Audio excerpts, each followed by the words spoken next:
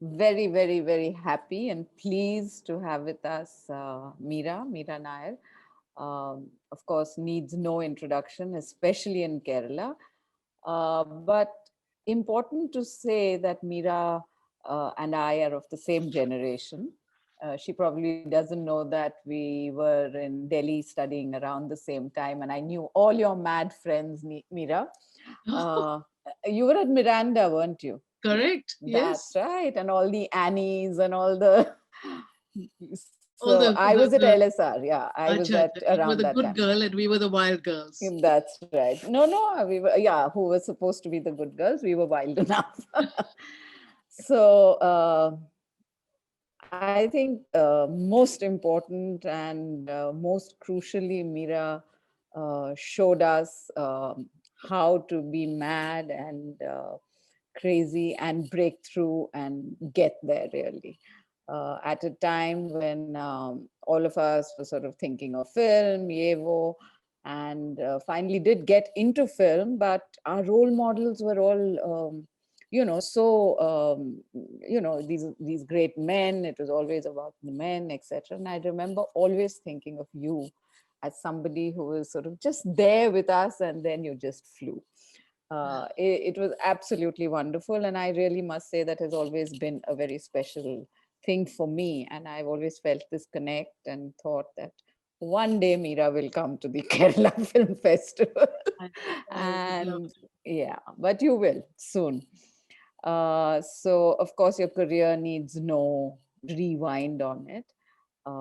From starting from Salam Bombay to the latest, which we've all just been watching on the television on Netflix, Suitable Boy. It's been quite a journey. But before we sort of get into Mira, this is the occasion at the film festival where we remember Mr. Aravindan, G. Aravindan, a well-known filmmaker. Um, while Mira was the inspiration, Aravindan was my guru. He was certainly a person who, he was like this big tree, and we all just grew in the shade of that tree. And it was extremely shocking when we lost him so prematurely.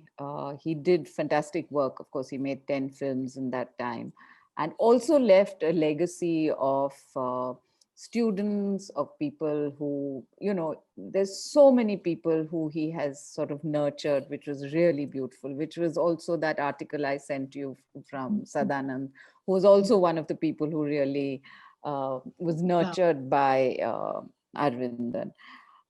It's odd that we have this lecture named after him because he was a person of very few words. He would Yes. not say very much.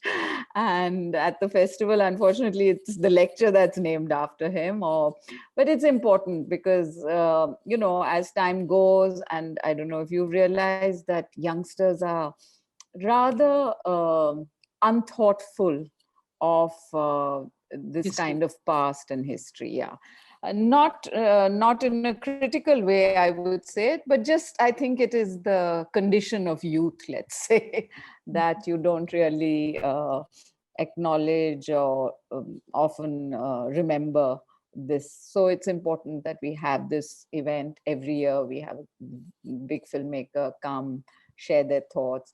So it's not really a lecture, it's a moment of thinking, reflection. We are not only thinking of work, but we're also thinking of larger issues of life. What is our role as the artist? What is our relationship with society? It's a much broader conversation that we do look at. So I'm really happy and proud to welcome you to this session. And would you like, did you meet Arvindan? Would you like Yes, to, I would love yeah? to. Yeah, Yeah, just say a few yeah, words yeah, yeah. and then we'll.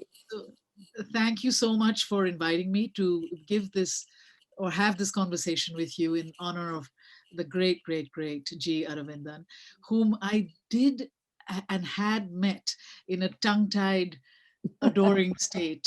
I think it was 1978 in Delhi at the Right. panorama of the Indian Film Festival, in Fascinating. which I think, and in which he was showing Tampu, Tamba. and I did see it. I've seen two of his films, Tampu and Oredat, but that was the first one, and it was the most, charming and tender and in a sense very extraordinary film because it used real people, like I was going to do in my Mm, later work without having any idea that I would. And it was the first time interesting. that Yeah. I saw that, in the circus life Hmm. of Tapu.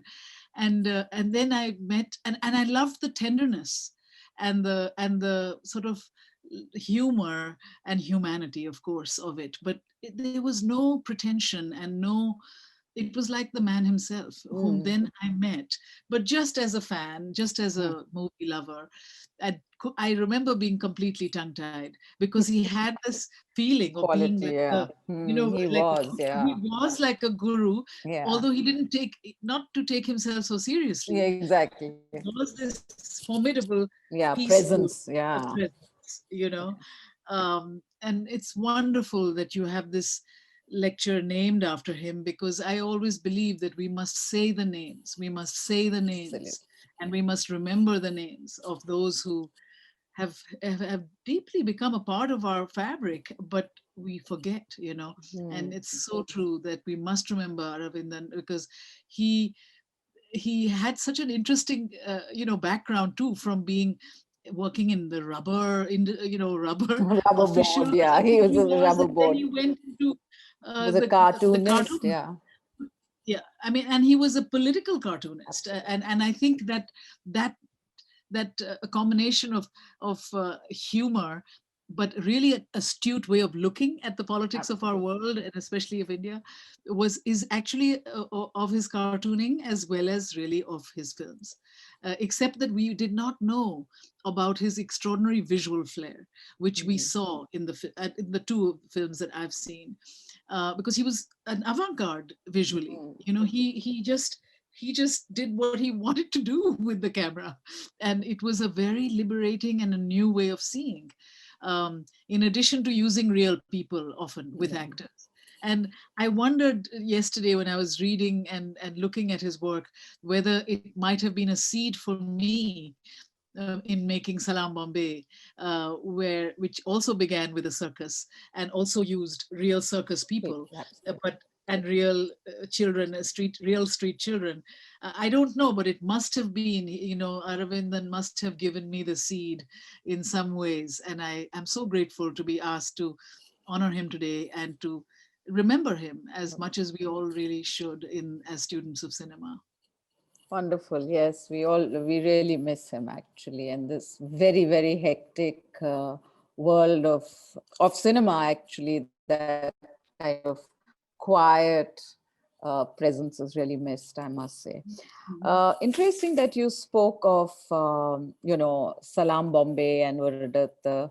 Uh, Salam Bombay, I remember watching it for the first time all those years ago, and this Dickinson world of these children, and so let's first let me ask you, how did you get to Salam Bombay? Why? What sort of drove you there? You and Suni worked together. I know Suni also very well. So it's just how did you get there? And then I just want to know, how did you take off from there? Why did you choose, or were you not given the choice of a career path that took you away physically from uh, the stories that seem to have been so much a part of your life and so much a part of your grain, really? So if you could just talk about that, and it would be Sure, nice to, yeah. sure. Um, my journey began not to be a filmmaker. I grew up in Orissa, I grew up in Bhubaneswar. There was not even a cinema hall until I was 10 years old. And when the cinema hall was born, Ravi Talkies, I remember, it was only, marginal sort of Bollywood films or Dr. Zhivago that played every Sunday. And it was certainly not even a form that I considered serious or, something that pulled me. My influence and my juices really came from books, from reading, and from observing and working in life with people. I thought maybe I was a writer. I used to write. But the real trick, the switch came in the form of jatra, this fantastic mythological Mm. traditional theater that would come through through Village. Bhubaneswar, Mm. through, and just speak great stories of good and evil using very little props, using probably transporting you in hashish in some way. The Mhm. actors were, and they would transport me, and and it was this jatra that led me to pursue theater. And Mm. I became an actor, very amateur actor. I was in an all-girls convent in Tara Hall in Simla. I used to always play the guy. I was always Daddy Longlegs or Captain of HMS Pinafore. I loved Geoffrey Kendall and Shakespeare Wala, that Yeah. whole Shakespeareana that would come through. And it was in that context that I'd met Barry John, who was this wonderful English director who had made India his Wow. home. And Who hasn't Barry touched in that yes, generation? he It's completely amazing. changed my life. All of us. He had this, yeah, he had this company, Theatre Action Group. And when I went to Miranda House as an undergraduate, I became a part of Theatre Action Group. And I always still tease Barry that he always cast me as the boyfriend's mother and never the girlfriend. Girlfriend. Lilette Let Keswani it. at the time, but Yeah. Lilette Dubey was The always the way. girlfriend. And so I pursued theater very seriously as an actor, and I felt happy on stage performing. I then worked with Badal Sharkar in Calcutta, and we set up political street plays that he would make happen, and we would go out into the streets and perform these things.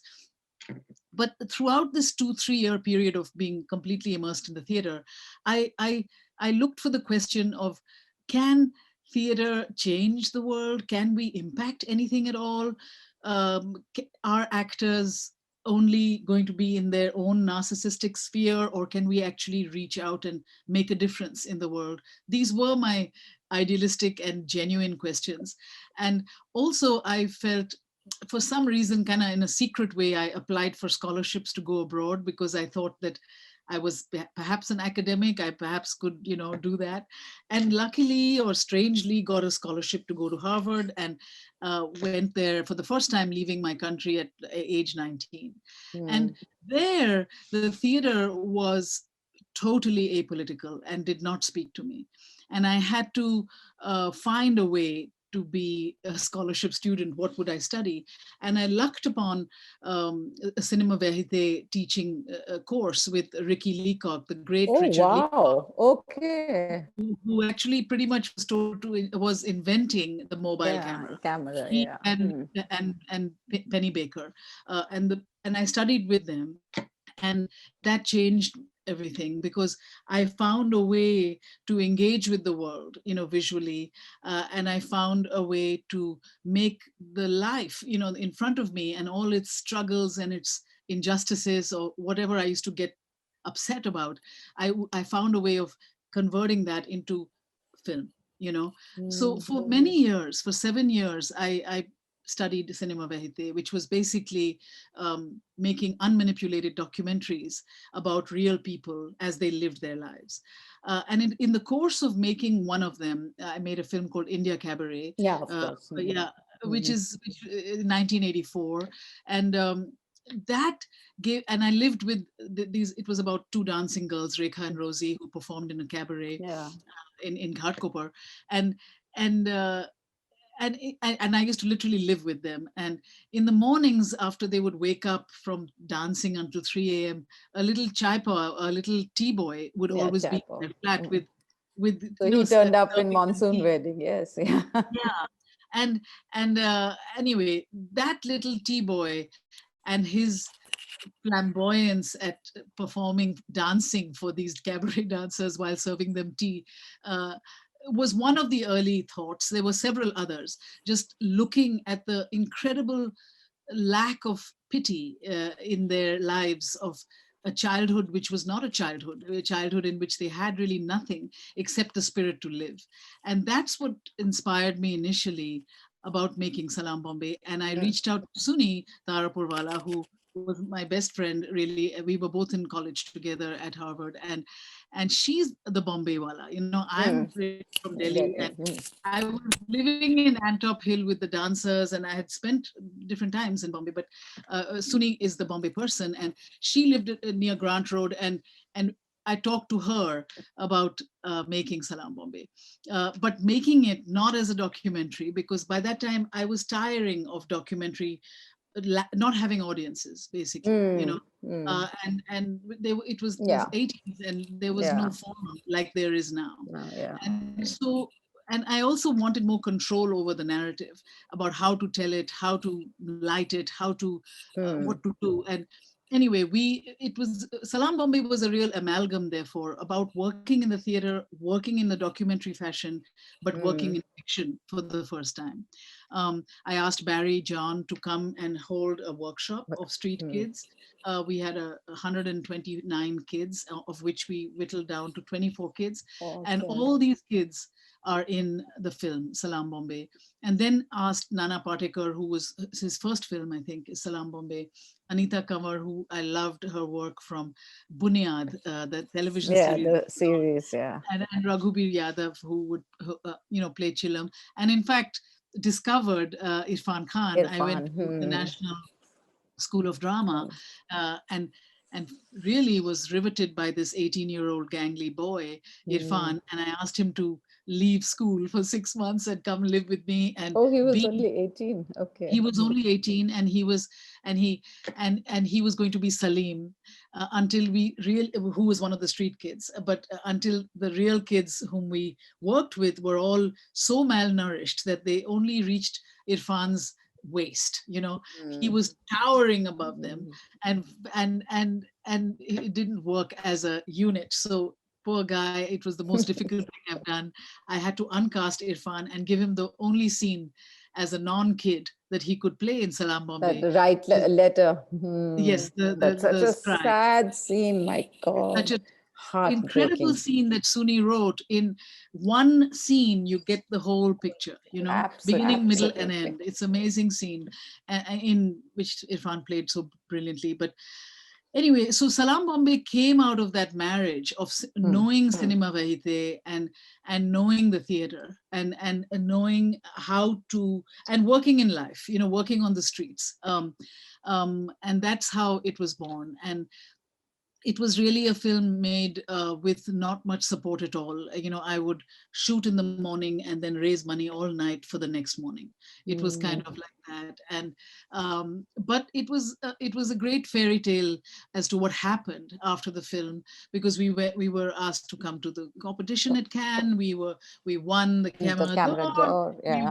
We won. You know, we went right up to the Oscars. Yeah. We had a, and it was the first Indian film to actually be commercially released in every country in the world Oh, at really? that time. Hmm. And I remember, you know, really being exhausted by 9 months of publicity that I had to do. But after Salam Bombay, you know, it was not a question of leaving my country. Never left. I've never felt that way. And I'm, you know, I have a Indian passport that is like an accordion full of Hmm. visas, because I can't bring myself to think of myself as anything other than from India. But um, the fact was that I also knew what it felt like to live between worlds, you know, to live, um, not you know, I felt, I used to say, my roots are strong, that's why I can fly. It was never to leave it, but always to interpret that condition of being between places.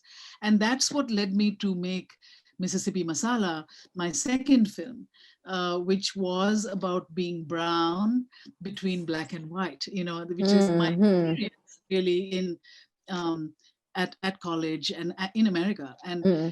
And again brought it to Suni, who had another way of looking at it, which was beautiful, which was also informed by a friend she had who an Indian friend who was with a Jamaican man, and the trials of that and the beauties of that as well. So we put our heads together, and again, like most things, we made this out of really understanding that motels in the south of India, in the south of America, America. in South were all run by Ugandan exiles who had come, who had left Idi Amin's Uganda, from which they were expelled in Mm. 1972. So we used to do research for almost a year before the screenplay was written, and before Mm. that before that world was created.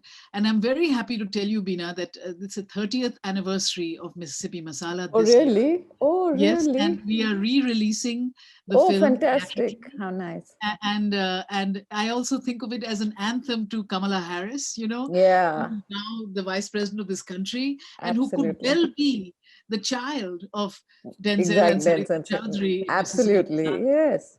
And Exactly this is that. Yeah. exactly that, and new energy now to look at this film that still remains fairly radical and quite updated, because at Hmm. the time it was released 30 years ago, it did very well, but it was still it was not so simple to be Yeah. a female director, So in the I working actually, I was world. going, that was going to lead to my next question, that what was it like at that time? You were this young girl, you came from a background, uh, and how did you find your way around all this? I mean, it's such a complex Yeah. time as well. It's the 80s. It's Mhm. India is going through its boom, finding its own new avatar.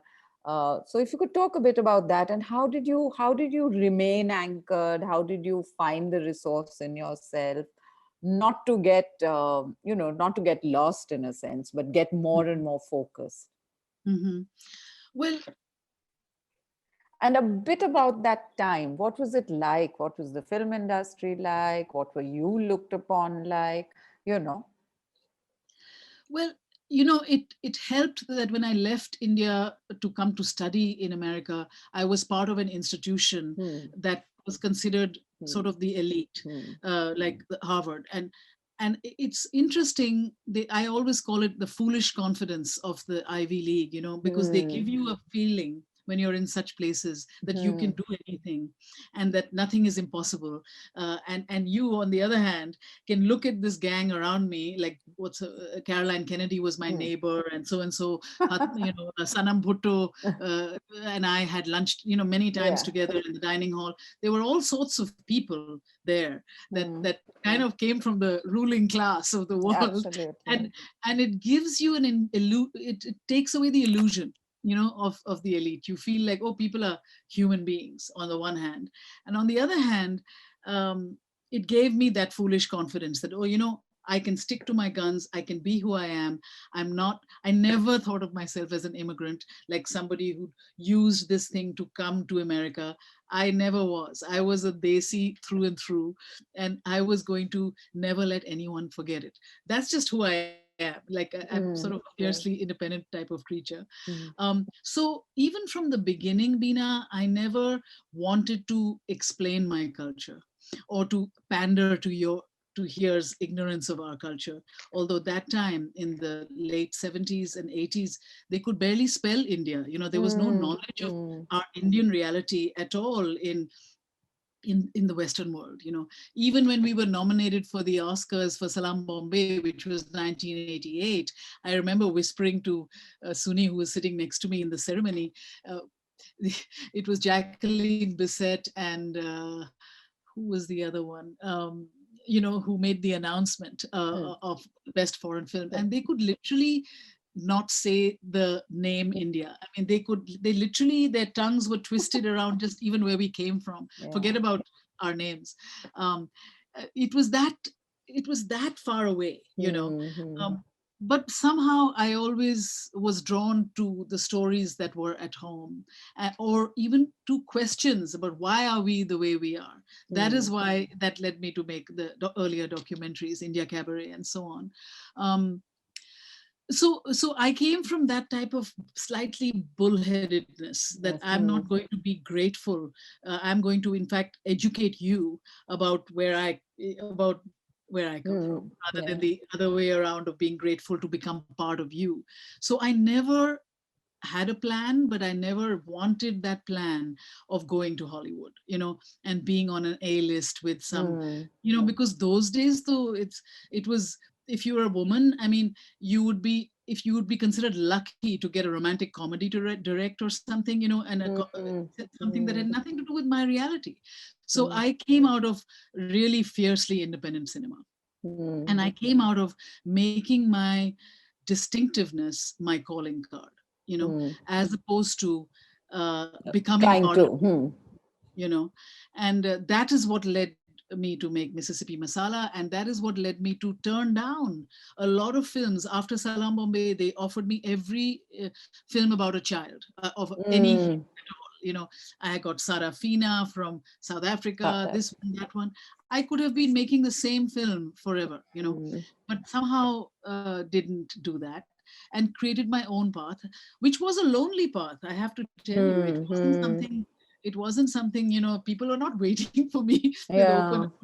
arms, to have. I mean, why did Denzel Washington say yes to Mississippi Mm, Masala? He had Miss. already won his Oscar for Glory, but he Mm, said yes for two reasons. One, because he loved Salam Bombay, and he felt that he could trust me as the director, because I got performances from non-actors, actors. You couldn't even tell who was an actor, who was not, mm, because it was one word. But two, he had never been asked to play opposite an Indian woman, or he had never been asked to play the Black Asian, mm. that meeting point. And that was, a lot of people felt that in the world at that time. I remember the when I went to do publicity to open Mississippi Masala in England in 1992. The lines around the block were hybrid couples, were interracial couples Mm. who had never seen their interraciality on a screen. And it made me slowly get over the loneliness of it, and know very late as in life, that maybe was had an audience, for my kind of Mm, mm. vocabulary. Um, and that's how I went along, really, always trying to make things that really mattered to me, rather than being considered, um, you know, for the biggest and best projects kind of thing. I always did my own projects in a way. But also, just to ask that when you say you came from a Jatra tradition, you come from, of course, the modern Indian cinema, and how did that change for you? How did you, you know, How did our so cinema change? How no, did Indian cinema change? how did you change your way, or did you how did you find this way? Because I'm interested, because I mean, it's like, can somebody here like a Raj Kapoor make a film in the US and be successful? Mhm, I mean, there is a cultural difference, and Big time. yeah. And did you have to consciously, or would You you? see, my cinematic education started late in life. When I was 20 years old, that was Mm, when, I'm ashamed to say this, but when I was 20 in Cambridge, Massachusetts, was when I first saw the Apu trilogy, for instance. In well, that it time in wasn't, yeah, India in it's the not 70s, possible, yeah. we could not see our serious cinema. That's why I remember so clearly watching Aravindan Arvind. Tampu, Mm, was because I could see it at the Panorama in the Indian Film Festival.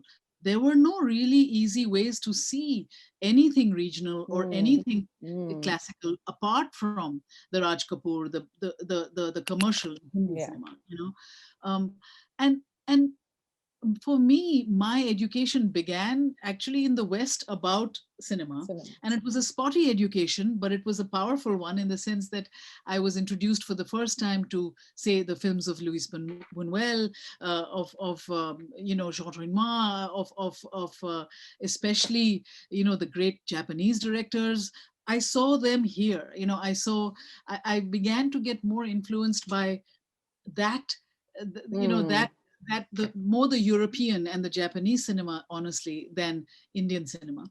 And Mm. and I came also very squarely from the being a student of life, being a student of documentary cinema, this Mhm. cinema verite, where you surrender to life and what it is showing you. And that kind of electricity of not knowing what's going to happen to a documentary camera, like with the strippers in India Cabaret, I did not know. When I went with one of them, Rosie, she used to dance and she used to collect money, and then she went across India, and we followed her in a train to Hyderabad to give her money to her sister for dowry for the sister's wedding. Instead of being at the wedding, the money was taken from Rosie and she was shunned Stand and out. asked to not be polluted, not pollute the wedding. And this is life. This Mm. is our lives. These are the life is infinitely more powerful and stranger than fiction. And my main influence came from that That life, life. and that life, to try to capture the electricity and unpredictability of everyday life with in narrative cinema, became sort of, in hindsight, I didn't set out to do this, Suddenly. but in hindsight became a kind of signature of my own films. So practically in every film, from Salam to Mississippi to Namesake to Monsoon Wedding, it's always a whole bunch of non-actors mixed with Mm. legendary actors, mixed with experienced actors. I've always done that because I just feel like the spirit of what I'm looking for is in those people rather than in the A list or the B list. Anyway, it's just one of those things. So I would say that my cinema or my way of working came from two things. One is that embrace of documentary in fiction, but the other is also, um, you know, you know, basically following my own crazy instinct rather than a a commercial path Mm. that would lead Mm. me here. um and yeah, and when and because we were all raised so much in India on Russian fiction, on English literature, on Keats, on Shakespeare, on, we were given this, Yeah. spoon fed this Absolutely. Mm. literature. That also gave me that grounding. So when Monsoon Wedding, I remember, was a big hit, the studio who distributed it asked me to make the big $50 million Vanity Fair. Fair And I knew Vanity Fair, the book from book. Thackeray, so deeply as a 16-year-old in India, that I said, yes, I'd want to do this, because I can say something about the empire, about the colonies, about social mobility at that time. I had a point of view about it. And Mm. that's what's important really to preserve, is one's Mm. point of view as you make your work. But it is there is a loneliness, because it's terrible to always be initially the novelty, Mm. of Exactly. Mm. and I um I it's only after some years of seeing that I began to small have an audience for this kind of hybrid Mm. way of seeing the world and living, that I realized that I could use that confusion, or I could use that seesaw of living between spaces in my work, and not feel that this was an anomaly. Exactly. And as the world has become so crazy and global and interconnected, that I am not alone in that. There are Mm. several of us who live between worlds. Mm. But still, I would say that the way I get inspired by both the injustice and the crazy poetry of India. There's nothing else. And India and Pakistan. India, and now it's Yeah. Pakistan, alas. But the subcontinent is a major fuel for what excites me, in my work. Which gets me to my other slightly controversial question uh, about um, how the diaspora looks at the motherland, kind of. Uh-huh. How nostalgia creeps in, how there is this longing. And the reality is, it's fairly ugly, especially It's now. It's exactly very ugly now. So dire. it's dire.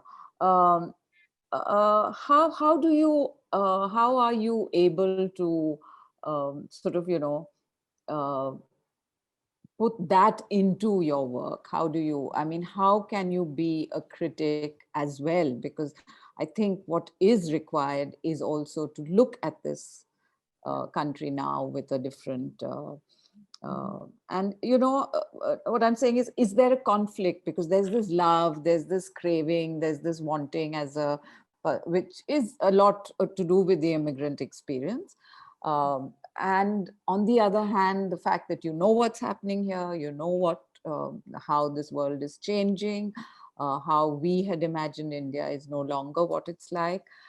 If you could talk a bit about that, and how do you cope with this? How do you deal with it? Do you address it? Do you feel more comfortable not addressing it? Just Sure. Um, I mean, the state in our country now is is not distant from me at all. It's almost inconceivable, but it is true. You know, in terms of what India was created with and what it has become. You know, and the sometimes the dire quality is because I don't know when the change can come. You know, I don't know what the opposition is to counter such a colossal change that must come and return us to what the seeds were of this nation. And it was that I had very much in mind when I was making Suitable Boy, suitable which boy is, you know, which was my last film series. series. And because Vikram Seth, the great author of the novel, which I have loved since it was written, wrote about this extraordinary idealistic Nehruvian Yeah. socialism, this time that I have always loved, that time when India, and I mean, it was a time of trauma too, and partition and bloodshed, and terrible, terrible schisms of countries being formed when there were none, when we were one. But there was also an idealism of forming who we are, how to break off the shackles of the British, how to break off the shackles of this colonial possession, and who are we, and what was the country that we will make. Um, and it was that question, and also the great fiction that Vikram wrote about these Mm. wonderful families and Women. characters who are deeply anglicized in their soul, and yet from the fabric of this ancient culture that we call ours, you know. So it wasn't that I made a Suitable Boy to reflect on today's world only. They were making the film, and I said I have to direct this. You know, I would love to Mm. direct it so that at least we can preserve some sense of truth in it. Um, but when I was making it, the parallels even that Vikram so presciently had integrated, Babri Masjid was a Mm. great part of Suitable Boy, you know, Mm. used in his narrative. Um, and it was startlingly like today. I mean, the art was imitating life. The day we were going to shoot in Suitable Boy, Kakori, these, you know, when the temple is being erected in front of the masjid, Master. was the day the Ayodhya verdict was going to take place. So we had to shut down in you know, expecting violence, and fortunately at that moment none came, Nothing. but it came later. But it was that close, you know, and I Mm. very much never forgot that, you know, and used in the narrative of A Suitable Boy that idea that we have to hold a mirror. I've always believed this, that we have to, our films have to hold a mirror to what is in the world today, you know, what is our society today. And in our, for me, that loss of syncretism, that loss of the fact that our culture is deeply intertwined with what they now consider Islamic, or, you know, the Hindu and the Islamic. I mean, we've always been literally inextricable in virtually every facet, whether it be music or language or poetry or friendships. It's Mm. always been syncretic, and this is being so actively and systematically dismantled. So for me, A Suitable Boy was not just about a mirror in the society, but also for the young of today in our country to remember that we came from that past, we came from that Mm. cloth which was interwoven. And I think that's so being challenged amongst so many other things that are being challenged. Mm. So it's not only about, you know, I just gravitate towards towards subjects, I think, that enable me to hopefully not be didactic about it, but to take it on, and to steal you into a world that maybe makes you think anew about where you're at now. Not Mm. everything is about that protest. There's another other ways as well. Right now I'm immersed in making my new film, which is on Amrita Amrita Shergill. Sher. Mm. Yes, and it's called Amri, which is her nickname. And she, died tragically at the age of 28 in 1941, before India even became independent. But she was, she was a real radical. She was an iconoclast. Of course, she was a great artist, but she was penniless, and at that time she was not recognized in her lifetime. Um, and it's not a political film in that sense at all, but it does become political. This is the other thing I love about Mm. Aravindan, because he was like that. He Mm. didn't make political films, but he made films Everything. politically, Yeah. you know and that is what I like to do. And I believe that all films are, that it's about your point of view, and it's about what you choose to say about a person. So even in making this film on Amri, I feel like she's like a, her iconoclasm and her, belief in cutting her own path, but distilling India in a way that it had never been seen before in her paintings. And has, for me, she taught me how to see. She really taught me how to see, in my work. Mm. I've always looked to her paintings as a way of how to frame, how to make use color, and so on. And I so it's not that, again, it's political in that way, but it's political in the way that it will remind us of the greats that have made us in a way who we are, and whom we so easily forget. um, so that's how I work, Bina, more from instinct, more from what keeps me going and what Mm. fuels me, because it's really tough to make But are independent you cinema. angry? Is there anger in you? There is, I have to say, sometimes it becomes despair, and that's not good, because you just don't know where and how this is going to end, and how will it change. um, um, and I try to fight against that despair, and stay with the anger. But it's not easy. It's really not easy. And But I must say, people, like the civic consciousness about it, you know it's Mm. is what spurs me, and keeps me going.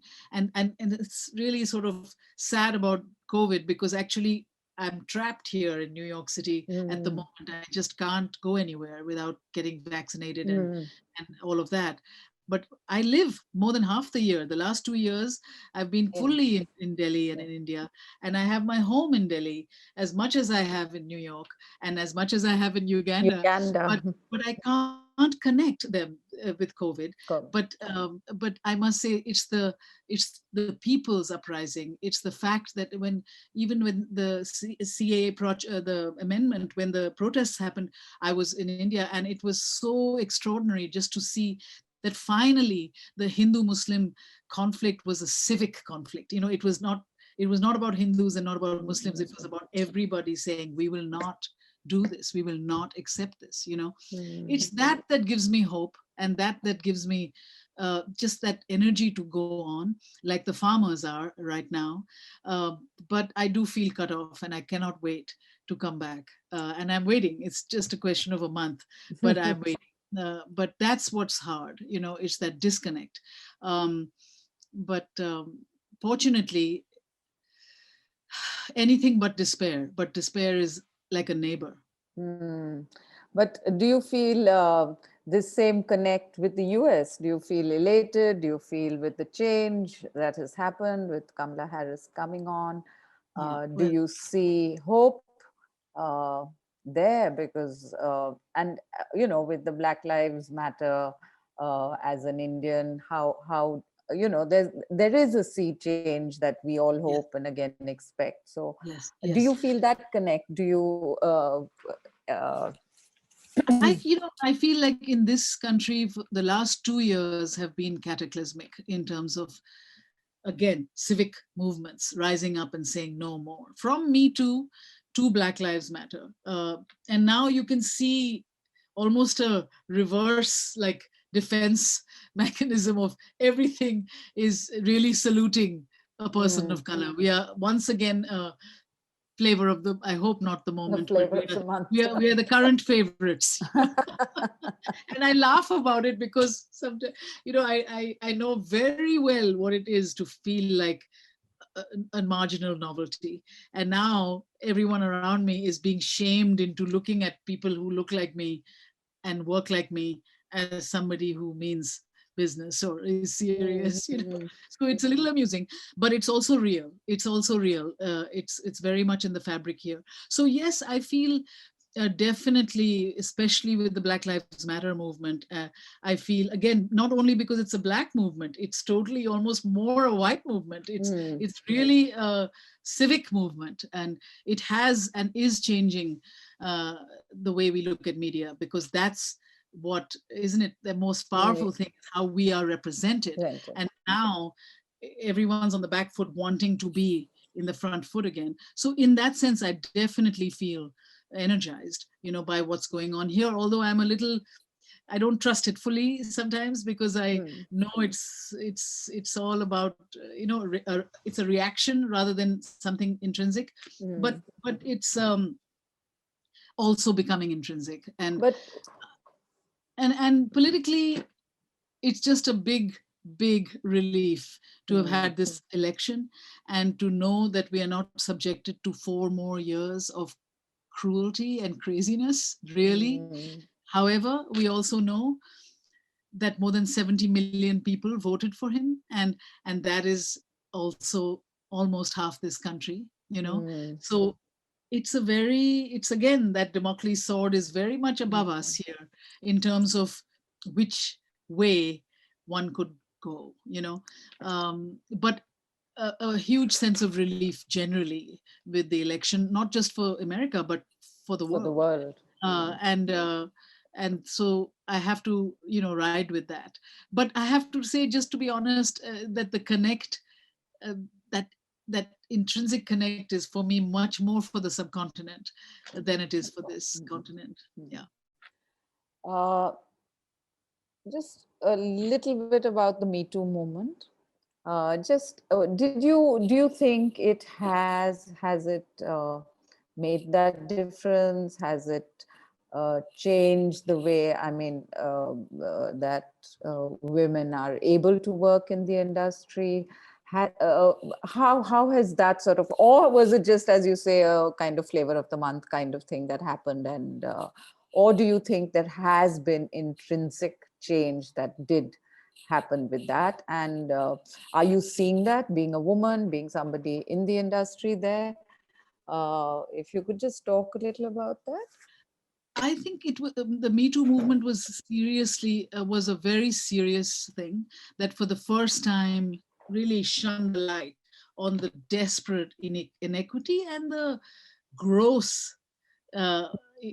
injustice of the industry. How it was just, people knew, but it was taken for granted. This Mm. abuse, this domination of, you know over women who wanted to make it in the business.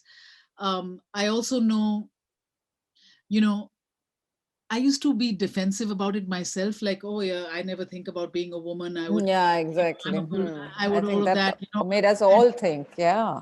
but the fact is that, in even if I look back on even success, and that would say, let's say Salam got all these awards or so and so, still the exposure, or the chances or the opportunities were not increasing for me at all. I still had to be a scrappy fighter warrior to get the next thing made. It was Mm.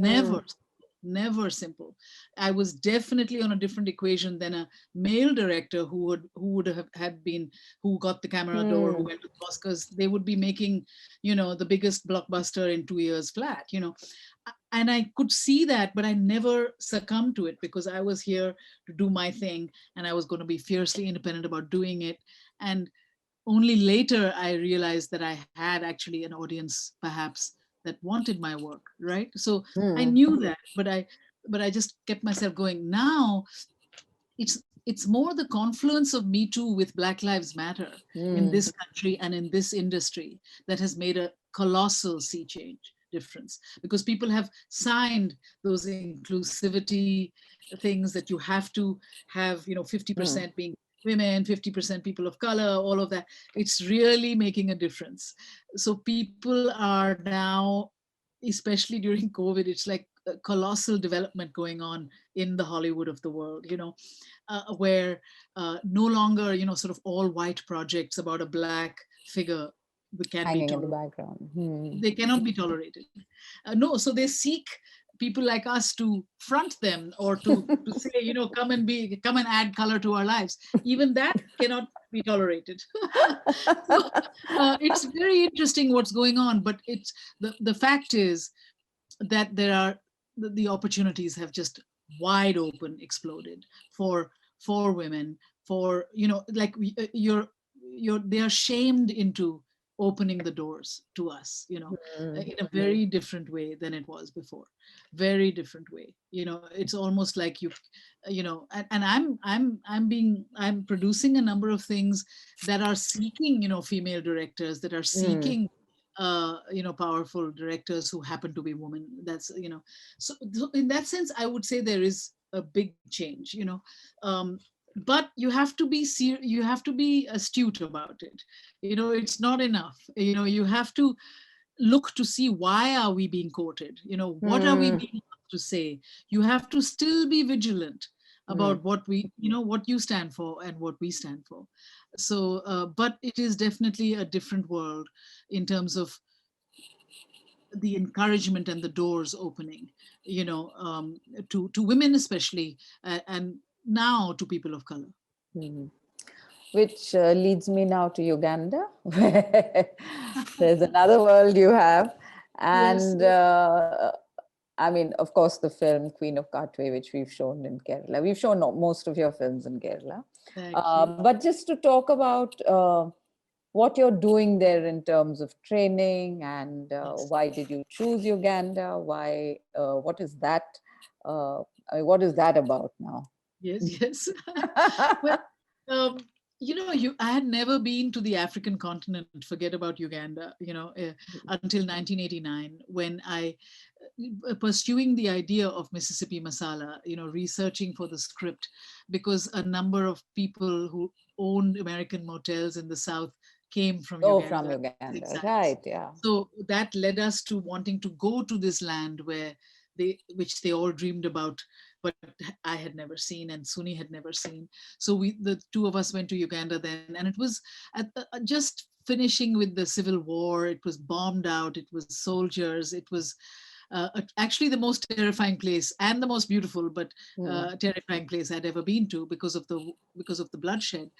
Um, and all of that made it into our Mississippi Masala movie. But unexpectedly, and also Uganda, I must tell you, also reminded me deeply of my childhood home of Okay. Orissa.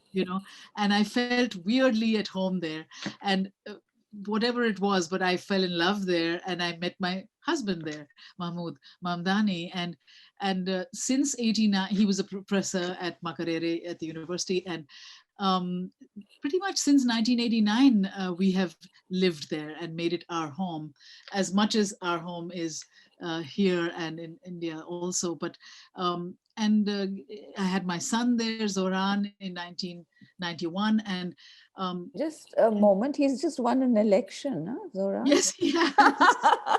Wonderful. He's 29 years Congratulations. old Yeah. now, and he's Yeah. he's the assemblyman Yeah. of Astoria, Queens. Yeah. He's a Yeah. democratic socialist in New Yeah. York City.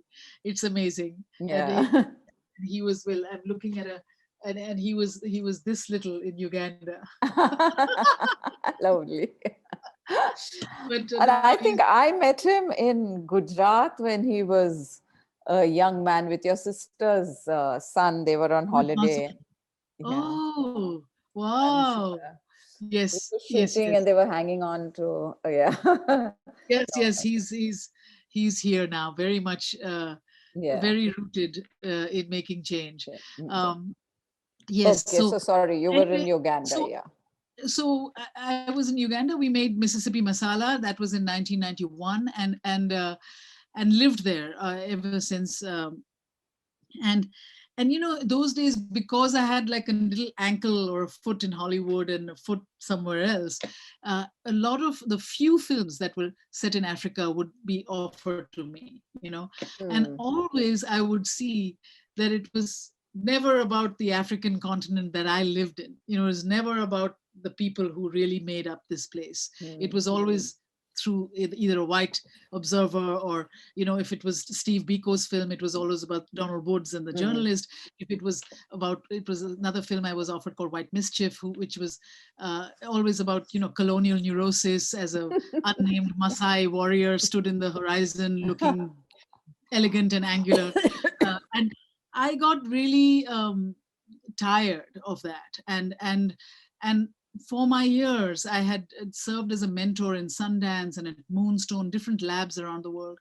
And I decided to set up my own lab in East Africa, primarily with the idea that if we don't tell our own stories, no one else will. And how do we create a local film culture, but a local film culture that was made by Africans, made by Ugandans, made by East Africans, at its highest level, not as an apologist to Mm. where we are, and I, because of my whatever my exposure, I knew several people. I knew great directors in India. I knew great writers in America. I knew several people, and I would broach this idea with them, like, come and mentor for 2 weeks with my students in East Africa, and we can create something. And pretty much everybody, would say yes. So it would be Vishal Bhardwaj from India. It would be Abdurrahman Sissako from Mauritania. It would Mauritania. be Jason Filardi from Hollywood. It would be Stephen Frears from England. They all said yes. And Mm. we created this Maisha, which was called Maisha is a Swahili word which means zest for life. And that is the name of our film school.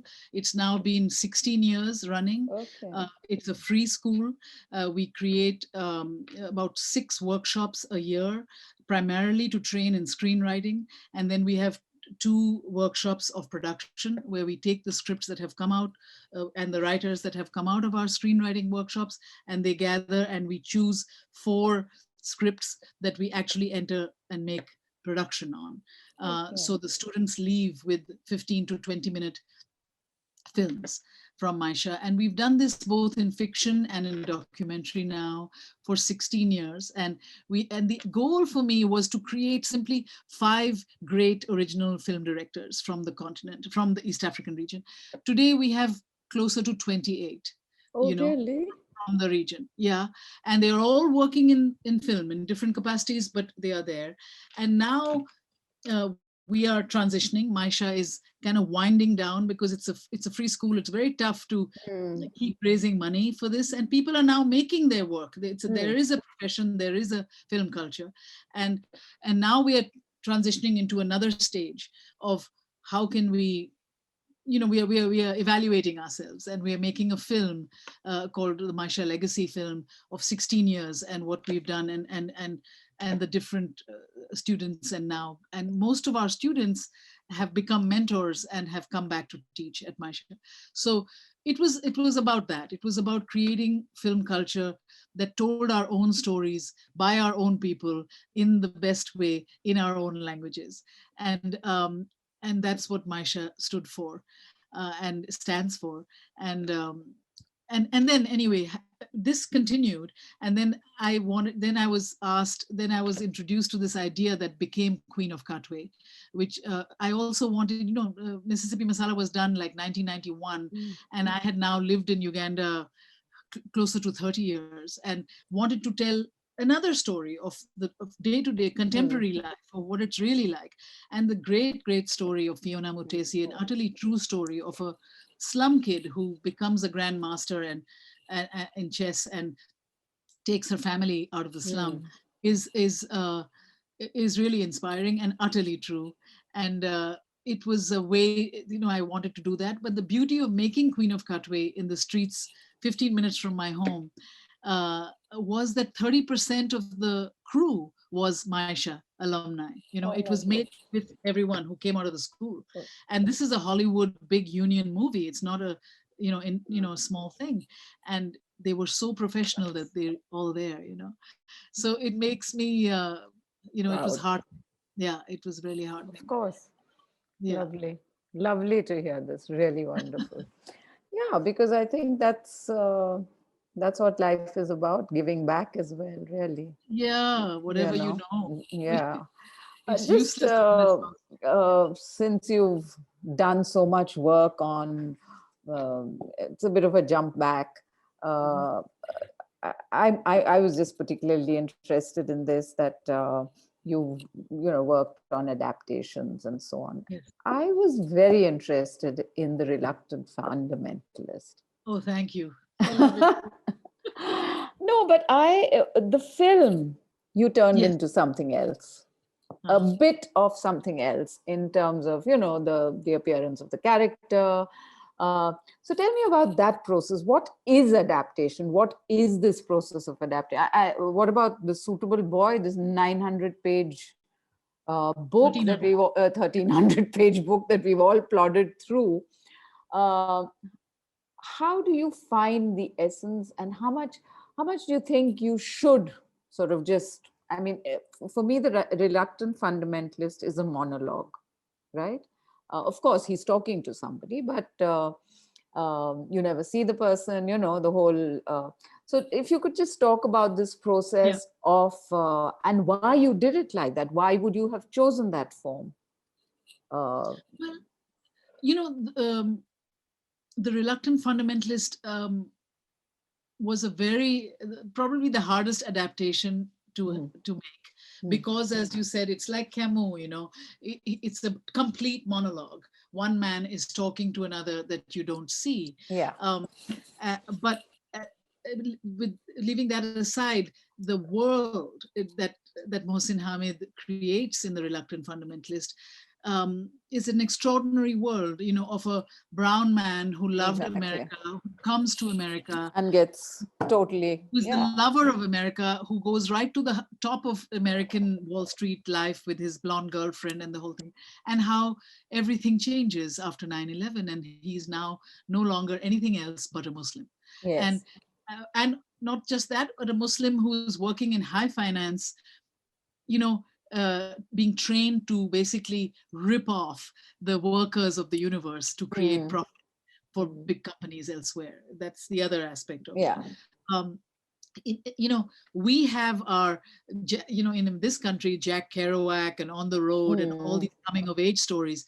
I wanted to make that coming of age story of a brown man in an international world that was connected, and that was the Reluctant Fundamentalist. mm, It was a very difficult adaptation precisely because it was written as a monologue, which is why I asked Mohsin Hamid, the author himself, who loves movies, to work with us to adapt. okay.